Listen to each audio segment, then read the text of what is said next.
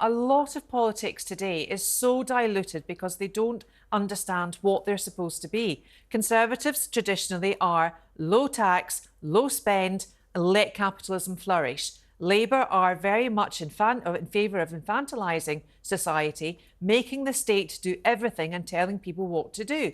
Well, I'm sorry. We've just come through 13 years of Conservative government. We've been through a pandemic where we were told within an inch, a foot of our lives where we could go, how fast we could go, and where we could actually go to see people, to do things, to buy food, to whatever. And there was protected rights there. It was almost as if we were in an evolved state. Correct. It was awful, really, really awful. So my question would be, it's not if you're left or right. It's not if you're Conservative or Labour. It's actually, what do you want? And therefore, I would say, when we come to vote, we should perhaps not look at who we want in charge of the country, but actually look locally.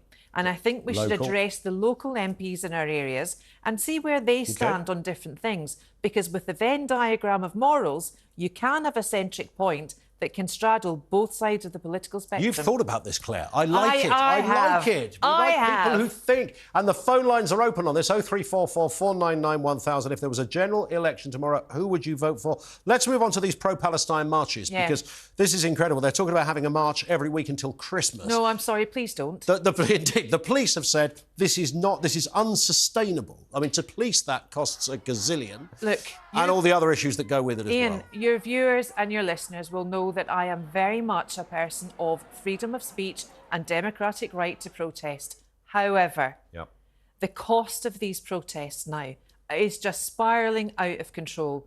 There is no way these protests are going to make any difference at all to what's happening in the Gaza Strip at the moment, unfortunately.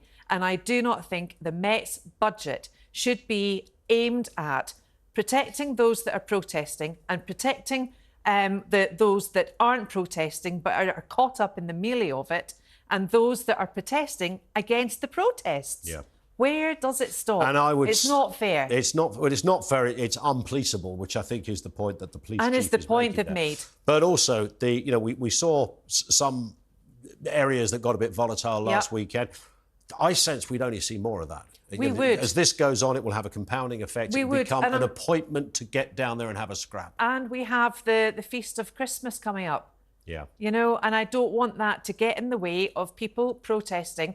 Christmas is a beautiful tradition. It's a beautiful Christian service here and you know, all over the world. The birth of Christ, this is a big thing for us Christians.